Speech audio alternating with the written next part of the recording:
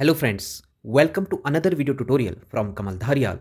Today we are going to talk on another type of pathogenic bacteria that is Clostridium botulinum. दोस्तों Clostridium botulinum एक gram positive bacteria है और anaerobic bacteria है, यानी कि oxygen की प्रेजेंस में बैक्टीरिया ग्रो नहीं करता और ये बैक्टीरिया ह्यूमन बींग्स में एक टाइप की फूड पॉइजनिंग कॉज करता है जिसका नाम है बॉटुलिज्म। दोस्तों ये बॉटुलिज्म वर्ड एक लैटिन वर्ड है बॉटुलस, उससे डिराइव हुआ वर्ड है जिसका मीनिंग है सॉसेज, यानी कि ड्राई फॉर्म में जो मीट आपका पैकेट्स में पैक होके आता है उसको सॉसेज बोला जाता है। तो सॉसेज को, ऐसा सॉसेज जो पुअरली कुक्ड हो, उसको इनटेक करने से ये फूड पॉइजनिंग ह्यूमन बींग्स में होती है। That's why it is known as botulism. दोस्तों ये जो बैक्टीरिया है क्लॉस्ट्रिडियम बोटुलिनम, ये नॉर्मली आपको सॉइल में, एनिमल मेन्योर में और वेजिटेबल्स में मिल जाता है। अब बात करते हैं दोस्तों इस बैक्टीरिया के मॉर्फोलॉजी की। जैसा कि आपको पता है कि बैक्टीरिया एनारोबिक है, यानी कि ऑक्सीजन की प्रेजेंस में बैक्टीरिया ग्रो नहीं करते और ग्राम पॉजिटिव हैं और शेप कैसी है, रॉड शेप के हैं, यानी कि बेसिलस इनको बोला जाता है। नॉन कैप्सुलेटेड है, कैप्सूल इनमें प्रेजेंट नहीं होती और स्पोर्स का फॉर्मेशन करते हैं और स्पोर्स सब टर्मिनल इन पोजीशन होते हैं, ओवल शेप के होते हैं और बल्जिंग होते हैं। Got it? यानी कि बैक्टीरियल सेल के टर्मिनल पर स्पोर्स प्रेजेंट होते हैं और बल्जिंग होंगे, यानी कि बैक्टीरियल सेल से बाहर की तरफ को भी निकले होंगे और ओवल शेप के होते हैं। अगर इनकी मोटिलिटी की बात करें तो ये मोटाइल बैक्टीरिया होते हैं विथ पेरिट्राइकस फ्लैजेला, यानी कि इनकी सेल पे फ्लैजेला प्रेजेंट होते हैं all around the bacterial cell completely. जिस तरह से इकोलाई में प्रेजेंट होते हैं, इनमें भी पेरिट्राइकस फ्लैजेला प्रेजेंट होते हैं। अब बात कर लेते हैं इसके पैथोजेनेसिस।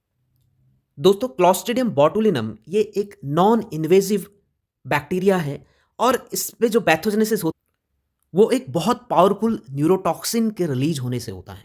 यानी कि ये बैक्टीरिया क्या करता है, एक पावरफुल न्यूरोटॉक्सिन का प्रोडक्शन करता है जिसका नाम है बोटुलिनम टॉक्सिन, बीटी इसको शॉर्ट में बोल दिया जाता है। तो बैक्टीरिया अपने आप में पैथोजेनेसिस नहीं करता। ये कब पैथोजेनेसिस करता है, जब एक पावरफुल न्यूरोटॉक्सिन जिसका नाम है बोटुलिनम टॉक्सिन, इसको जब रिलीज करता है तभी ह्यूमन बींग्स में पैथोजेनेसिस होती है। ये जो बोटुलिनम टॉक्सिन है ये जिंक डिपेंडेंट प्रोटीन होता है जिसका मॉलिक्यूलर वेट है 150 किलो डाल्टन और ये दो चेन से मिलकर बना होता है, एक हैवी चेन और दूसरा लाइट चेन। हैवी चेन आपकी 100 किलो डाल्टन इसका मॉलिक्यूलर वेट है और लाइट चेन का 50 किलो डाल्टन इसका मॉलिक्यूलर वेट है। और ये जो लाइट चेन है दोस्तों, ये आपकी सीरोटाइप स्पेसिफिक होती है, यानी कि इसके बेस पे इसके बहुत सारे सीरोटाइप्स होते हैं। क्लॉस्ट्रिडियम बोटुलिनम के 8 सीरोटाइप्स होते हैं। बेसिकली कितने? 8 सीरोटाइप्स होते हैं। कौन कौन से? A, B, C1, C2, D, E, F और G। ये 8 सीरोटाइप होते हैं और ये किस पे डिपेंड करते हैं? लाइट चेन पे डिपेंड करते हैं। यानी कि जो लाइट चेन है वो क्या होती है? सीरोटाइप स्पेसिफिक होती है। और दोस्तों इस टॉक्सिन की क्या खासियत है? ये टॉक्सिन बाकी टॉक्सिन से थोड़ा सा डिफरेंट है। किस एस्पेक्ट में? कि ये इंट्रासेलुलरली प्रोड्यूस होता है, यानी कि बैक्टीरियल सेल के अंदर ही ये प्रोड्यूस होता है और बैक्टीरियल सेल से बाहर कब आएगा? जब बैक्टीरिया की ऑटोलिसिस होगी, तभी ये टॉक्सिन जो है बैक्टीरिया से बाहर निकल के आए। अब देख लेते हैं दोस्तों कि ये टॉक्सिन कैसे इफेक्ट करता है, यानी कि ये ह्यूमन बॉडी को कैसे इफेक्ट करता है। तो जैसा कि आपको पता है कि ऑटोलिसिस हो जाने के बाद ये टॉक्सिन कैसा है? इंट्रासेलुलरली प्रोड्यूस हो रहा है बैक्टीरिया के अंदर और जब बैक्टीरियल सेल का ऑटोलिसिस हो रहा है, यानी कि खुद से जब वो बैक्टीरियल सेल टूटेगी तब ये टॉक्सिन रिलीज होता है। तब फिर ह्यूमन बॉडी के ब्लड सर्कुलेशन में आएगा। सबसे पहले कहाँ आएगा? ब्लड सर्कुलेशन में आएगा और ब्लड सर्कुलेशन से फिर ये कहाँ पहुंचता है? टॉक्सिन, जैसा कि आपको पता है कि टॉक्सिन क्या है? एक न्यूरोटॉक्सिन है। तो ये कहाँ पहुंचता है? ये नर्व एंडिंग्स पे पहुंचता है, नर्व एंडिंग्स पे, कॉलिनर्जिक नर्व एंडिंग्स पे पहुंचता है। Got it? तो सबसे अच्छा एग्जांपल है कॉलिनर्जिक नर्व एंडिंग्स का न्यूरोमस्कुलर जंक्शन। यहां पे आप देख रहे हैं ये मसल है, ये मसल सेल है और ये आपकी नर्व है। This is the nerve ending, ये नर्व एंडिंग है। तो मसल पे ये देखिए न्यूरोट्रांसमीटर्स के लिए रिसेप्टर्स बने हुए हैं, न्यूरोट्रांसमीटर्स जैसे एसिटाइल कोलिन। तो ये मसल्स, ये जो आप नर्व एंडिंग्स हैं, यहां से क्या होता है? न्यूरोट्रांसमीटर्स जब रिलीज होते हैं तो वो न्यूरोट्रांसमीटर, यहां पे जो न्यूरोट्रांसमीटर रिसेप्टर्स मसल्स में प्रेजेंट हैं वहां आके बाइंड कर जाते हैं, जिससे कॉन्ट्रैक्शन, मसल अपना प्रॉपर फंक्शन करते रहता है। यानी कि जब ये न्यूरोट्रांसमीटर आपके इस मसल के साथ बाइंड हो जाते हैं with the help of these receptors, तो क्या होता है? आपकी जो मसल है वो कॉन्ट्रैक्ट हो पाती है। कॉन्ट्रैक्शन उस मसल में होता है। तो अगर ये न्यूरोट्रांसमीटर रिलीज ना हो तो मसल्स कॉन्ट्रैक्ट नहीं हो पाती। तो देखिए ये टॉक्सिन जब नर्व एंडिंग्स पे पहुंचेगा तो यहां पे इसके लिए रिसेप्टर्स प्रेजेंट हैं, बॉटुलिनम न्यूरोटॉक्सिन रिसेप्टर्स यहाँ पे प्रेजेंट हैं। तो ये toxin with the help of heavy chain की हेल्प से इस रिसेप्टर्स के साथ बाइंड होगा और इंटरनलाइज हो जाएगा इस नर्व एंडिंग के अंदर, इस नर्व सेल के अंदर ये एंटर कर जाएगा। और यहाँ पे क्या होता है कि यहाँ पे ये सिनेप्टिक वेसाइकल से अब देखिए यहाँ पे क्या कि ये लाइट चेन हैवी चेन से अलग हो गया है। Got it? तो ये लाइट चेन क्या करता है, ये लाइट चेन ये जो साइनेप्टिक वेसाइकल्स हैं जिनके अंदर क्या प्रेजेंट है, न्यूरोट्रांसमीटर्स इन्हीं में प्रेजेंट हैं। तो न्यूरोट्रांसमीटर आपके साइनेप्टिक वेसाइकल्स से ही रिलीज होते हैं जब इनका फ्यूजन होता है। Got it? और इनके फ्यूजन में इनको कौन हेल्प करता है, इनको हेल्प करते हैं वेसाइकल एसोसिएटेड मेम्ब्रेन प्रोटीन्स, इनकी हेल्प करते हैं ताकि ये क्या हो, ये वेसाइकल्स आपके फ्यूज हो और फ्यूज होके इनसे एसिटाइल कोलिन यानी कि न्यूरोट्रांसमीटर रिलीज हो। तो ये जो वैम्प होते हैं, वेसाइकल एसोसिएटेड मेम्ब्रेन प्रोटीन्स होते हैं, ये एक टाइप के स्नेयर प्रोटीन्स होते हैं, जैसे आपके साइनेप्टोब्रेविन वैम्प का एक एग्जाम्पल है। Got it? तो साइनेप्टोब्रेविन क्या करता है, साइनेप्टोब्रेविन एक टाइप का स्नेयर प्रोटीन है जो इन वेसाइकल्स के फ्यूजन को इनिशिएट करता है। Got it? इनको क्या करता है, स्टिमुलेट करता है ताकि ये क्या हो, इनका फ्यूजन हो और यहां से न्यूरोट्रांसमीटर रिलीज हो। लेकिन ध्यान से देखिए, ये लाइट चेन जब आपकी इधर इस मेम्ब्रेन से अटैच होती है, इस वेसाइकल के मेम्ब्रेन से अटैच होती है, तो ये क्या करता है, ये लाइट चेन किसका, क्लॉस्ट्रिडियम बॉटुलिनम के टॉक्सिन यानी कि बॉटुलिनम टॉक्सिन का जो लाइट चेन है, जब इन वेसाइकल्स के मेम्ब्रेन प्रोटीन्स के साथ बाइंड होता है तो ये इन मेम्ब्रेन प्रोटीन के एक्शन को ये ब्लॉक कर देता है। Got it? मेम्ब्रेन प्रोटीन का क्या एक्शन था, इन वेसाइकल्स का फ्यूजन करना और वहां से क्या होना, फ्यूजन के बाद न्यूरोट्रांसमीटर निकलना इनका काम था। तो ये क्या कर देता है, ये जो टॉक्सिन है ये उन मेम्ब्रेन एसोसिएटेड यानी वेसाइकल एसोसिएटेड मेम्ब्रेन प्रोटीन्स के एक्शन को ब्लॉक कर देता है, जिससे क्या होता है, ये न्यूरोट्रांसमीटर रिलीज नहीं हो पाते।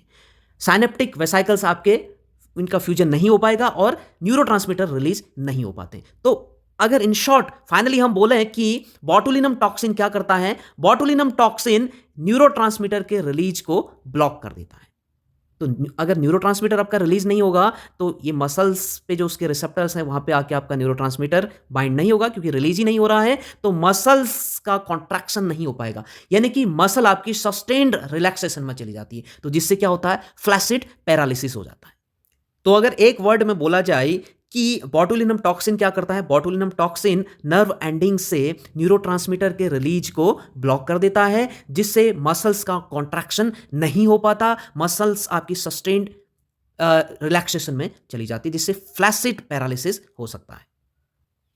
देखिए यहां पे आप देख सकते हैं नॉर्मली क्या होता है, नॉर्मली आपका न्यूरोट्रांसमीटर रिलीज होते हैं और ये मसल्स पे जो इनके रिसेप्टर हैं इनसे जाके बाइंड होते हैं और मसल नॉर्मली आपका कॉन्ट्रैक्शन करती है। लेकिन जब बॉटुलिनम टॉक्सिन इन न्यूरोट्रांसमीटर्स यानी कि इन वेसाइकल्स से जाके अटैच हो जाता है तो आपके न्यूरोट्रांसमीटर्स रिलीज नहीं हो पाते, जिससे मसल्स का कॉन्ट्रैक्शन होना बंद हो जाता है। बात कर लेते हैं क्लिनिकल मैनिफेस्टेशंस की। तो दोस्तों जैसा कि आपको पता है कि ये जो बॉटुलिनम टॉक्सिन है ये एसिटाइल कोलिन के रिलीज को ब्लॉक कर दे रहा है, जिससे क्या होगा, जो आपकी नर्व एंडिंग्स हैं, क्रेनियल नर्व एंडिंग्स या पैरासिम्पैथेटिक नर्व एंडिंग्स हैं, उनमें एसिटाइल कोलिन जो आपका न्यूरोट्रांसमीटर है वो आपका कम हो जाता है। तो जिससे बहुत सारे सिम्टम्स पेशेंट में डेवलप हो सकते हैं, जैसे सिम्टम्स इंक्लूड डिप्लोपिया का मीन्स पेशेंट को डबल विजन आएगा, एक ही चीज उसको दो दिखने लगेंगी। डिस्फेशिया का मतलब है कि जब वो बोल रहा है तो उसको नहीं पता कि कौन सा सेंटेंस कहाँ बोलना है।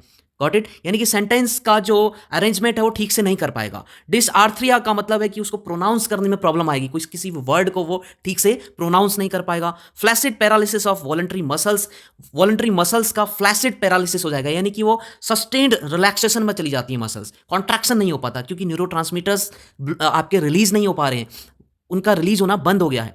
डिक्रीज्ड टेंडन रिफ्लेक्सेस आपके डिक्रीज हो जाएंगे, कम हो जाएंगे। पेशेंट में कॉन्स्टिपेशन भी हो सकता है। देखिए इस फूड पॉइजनिंग में आपका डायरिया नहीं होता, बशर्ते क्या होता है, कॉन्स्टिपेशन होता है। तो बॉटुलिज्म जो फूड पॉइजनिंग है उसमें डायरिया बहुत रेयरली होता है, कॉन्स्टिपेशन इज कॉमन, कॉन्स्टिपेशन हो सकता है पेशेंट में। रेस्पिरेटरी मसल्स का अगर पैरालिसिस हो रहा है तो पेशेंट की डेथ भी हो सकती है। अब देखिए दोस्तों, सोर्स या पोर्टल ऑफ एंट्री के बेस पे बेसिकली 3 टाइप्स का बॉटुलिज्म होता है, जिनमें सबसे पहला है food borne botulism. Food borne botulism ये कॉन्टामिनेटेड फूड को इंटेक करने से होता है। जो फूड आपका क्लॉस्ट्रिडियम बॉटुलिनम के स्पोर्स से कॉन्टामिनेटेड है और वहां पे क्या बना हुआ है, प्री फॉर्म्ड टॉक्सिन। यानी कि एक चीज मैं आपको क्लियर कर दूं कि स्पोर्स टॉक्सिन का प्रोडक्शन नहीं करते। ठीक है, टॉक्सिन का प्रोडक्शन कौन करता है, बैक्टीरिया करता है, वो भी कब, जब उसके ऑटोलिसिस हो। तो यहां पे फूड बॉर्न जो बॉटुलिज्म है वो उसी फूड से आपको होगा जो कॉन्टामिनेटेड है, किससे, प्री फॉर्म्ड बॉटुलिनम टॉक्सिन से, ना कि स्पोर से। ठीक है, स्पोर्स नहीं बोलेंगे यहां पे, वो गलती से मैंने स्पोर्स बोल दिया। लेकिन ऐसा फूड जिसमें pre formed botulinum toxin present है, यानी कि पहले से ही उसमें बॉटुलिनम टॉक्सिन का प्रोडक्शन हुआ हो, ऐसे फूड को इंटेक करने से फूड बॉर्न बॉटुलिज्म हो सकता है। Most of the common sources are home made canned food. ऐसे फूड में जो कि आप केन्ड, आप पैकिंग कर रहे हैं जिस फूड, जिसे आप स्टोर कर देते हैं और कुछ दिन के बाद उसको कंज्यूम करते हैं। दूसरे टाइप का बॉटुलिज्म है वुंड बॉटुलिज्म। यानी कि जब कहीं आपको चोट लग जाती है तो उस चोट लगे एरिया पे कहीं कट लग गया या आपको चोट लग गई, तो वहां पर जब आपके स्पोर्स एंटर कर जाते हैं, क्लॉस्ट्रिडियम बॉटुलिनम के उस जगह से स्पोर्स एंटर कर जाते हैं, तो आपको वुंड बॉटुलिज्म हो सकता है। तो इस केस में गैस्ट्रो इंटेस्टिनल फीचर्स एब्सेंट रहते हैं, यानी कि क्या होगा कि जो कॉन्स्टिपेशन वगैरह वगैरह की जो प्रॉब्लम आ रही है वो वुंड बॉटुलिज्म के केस में बहुत रेयरली देखने को मिलती है। थर्ड टाइप का जो बॉटुलिज्म है वो है इन्फेंट बॉटुलिज्म।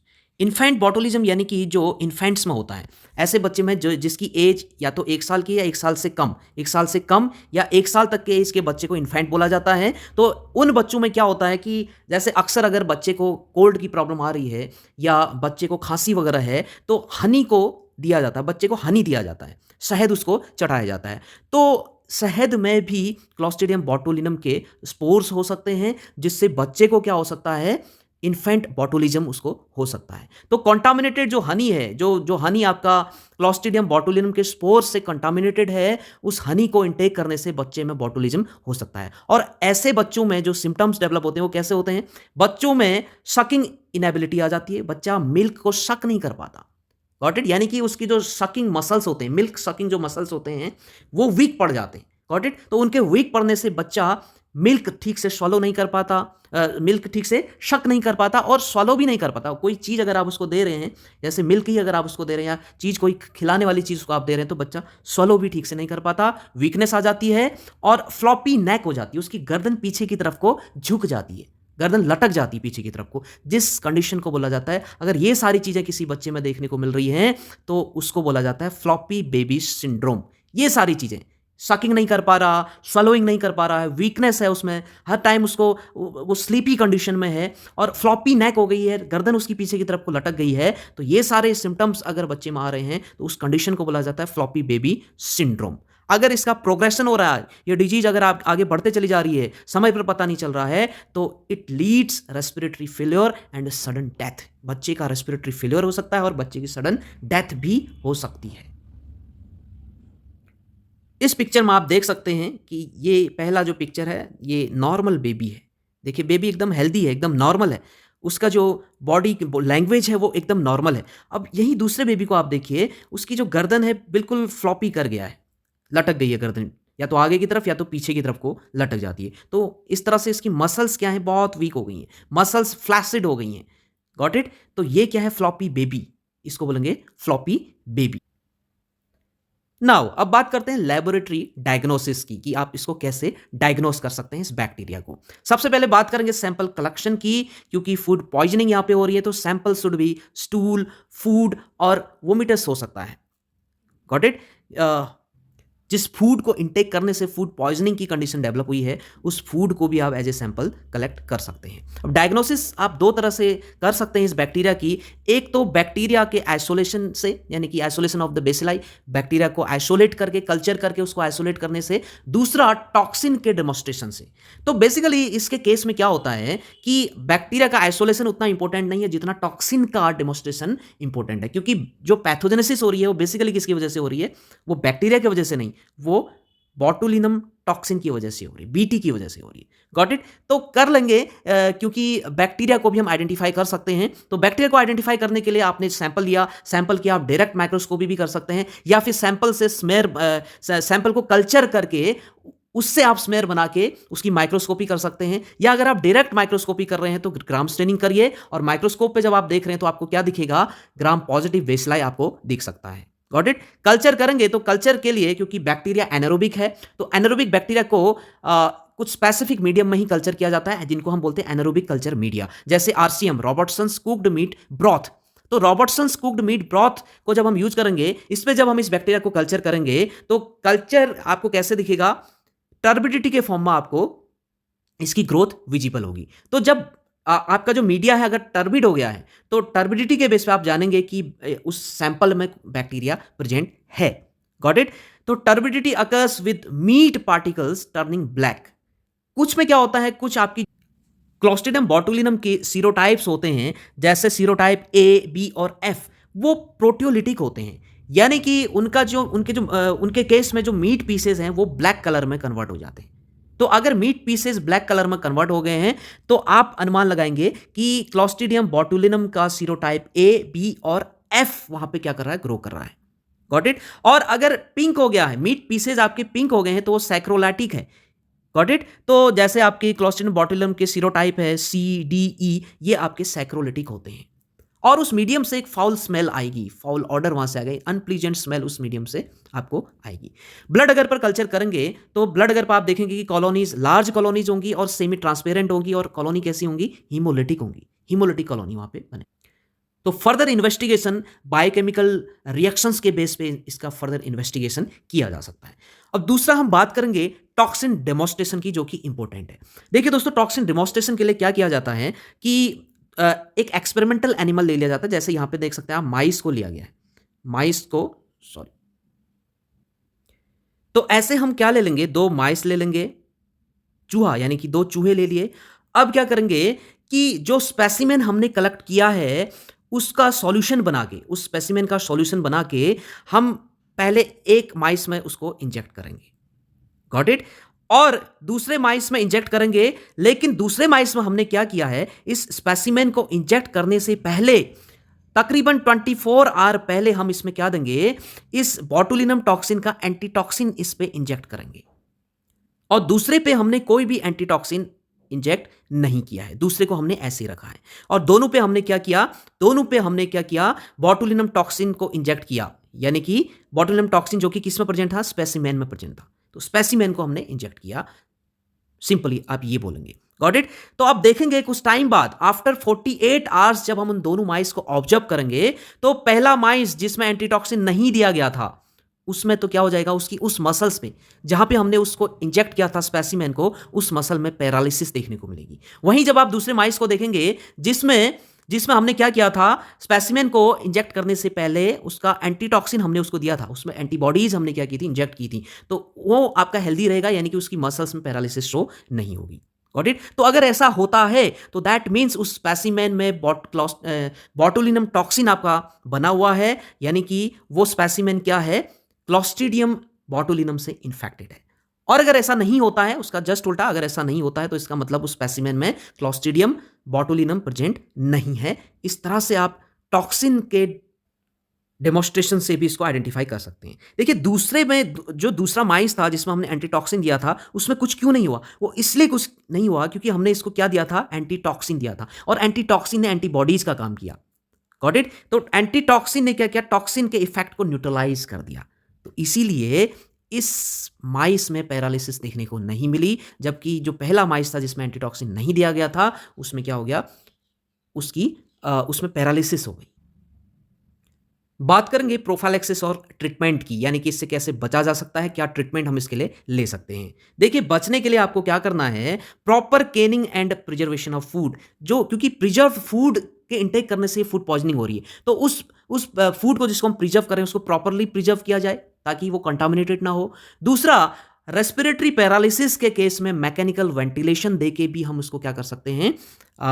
रेस्पिरेटरी पैरालिसिस जिसमें डेवलप हो रही है उसको हम उसको प्रिवेंट कर सकते हैं। Got it? तीसरा जो सबसे इम्पोर्टेंट है कि बॉटुलिनम एंटीटॉक्सिन को एडमिनिस्टर करके, इंजेक्ट करके जो आपका पेशेंट है उसमें इमीडिएटली आप क्या करेंगे, बॉटुलिनम एंटीटॉक्सिन को इंजेक्ट कर देंगे। आपको ये वेट नहीं करना है कि डायग्नोसिस में ये बैक्टीरिया डायग्नोस होता है कि नहीं होता, यानी कि डायग्नोसिस का आपको वेट नहीं करना है। क्लिनिकली अगर आप उसको आइडेंटिफाई कर ले रहे हैं, अगर आपको सस्पेंस है, क्लिनिकल सस्पिशन अगर कोई है, यानी क्लिनिकली आपने अगर उसको आइडेंटिफाई कर लिया है, तो आप डायग्नोसिस का वेट नहीं करेंगे, इमीडिएटली उसको क्या दे दिया जाएगा, बॉटुलिनम एंटीटॉक्सिन दे दिया जाएगा, ताकि जो टॉक्सिन बाद में अगर रिलीज भी होना है तो वो एंटीटॉक्सिन उस टॉक्सिन के इफेक्ट को क्या कर दे, न्यूट्रलाइज कर दे। In wound botulism suspected wound should be clean properly. अगर वुंड बॉटुलिज्म हो रहा है, यानी कि जहां अगर कहीं पे कट लगा है या घाव बना है, तो उसको आप क्या कर ले, इमीडिएटली आप उसको क्लीन करिए, ताकि उसमें क्या हो, जो अगर स्पोर्स भी आए हो तो स्पोर्स आपके क्या हो जाएं, रिमूव हो जाएं वहां से। Got it. एंटीबायोटिक्स की अगर बात करें तो एंटीबायोटिक्स का जो यूज है वो अभी तक ठीक से एस्टैब्लिश नहीं हुआ है, जैसा कि ये देखा गया कि ये जो बैक्टीरिया है वो पेनिसिलिन के लिए ससेप्टिबल है। लेकिन एंटीबायोटिक्स को हम एंटीबायोटिक सेंसिटिविटी टेस्टिंग के बिना प्रीफर नहीं करते हैं। तो एंटीबायोटिक्स तभी प्रीफर की जाएंगी जब एंटीबायोटिक सेंसिटिविटी टेस्टिंग लगाई जाती है। वैसे अगर देखा जाए तो ये प्रॉब्लम आपको बॉटुलिनम टॉक्सिन की वजह से आ रही है, तो इसमें आपका एंटीबायोटिक का उतना बड़ा रोल नहीं है, क्योंकि बैक्टीरिया की वजह से प्रॉब्लम नहीं हो रही, प्रॉब्लम हो रही है टॉक्सिन की वजह से। ठीक है, तो उस टॉक्सिन के इफेक्ट को न्यूट्रलाइज कर दीजिए, प्रॉब्लम ठीक हो जाएगी। क्लियर। तो दोस्तों इस वीडियो में बस इतना ही। अगर आपके समझ में आया है तो आप प्लीज लाइक करिए, ज़्यादा से ज़्यादा शेयर करिए। चैनल पर पहली बार है तो चैनल को जरूर सब्सक्राइब करिए। बेल आइकन पर ऑल नोटिफिकेशन जरूर प्रेस करिए, ताकि आने वाली वीडियोस की नोटिफिकेशंस आपको मिलती रहे। Thank you very much.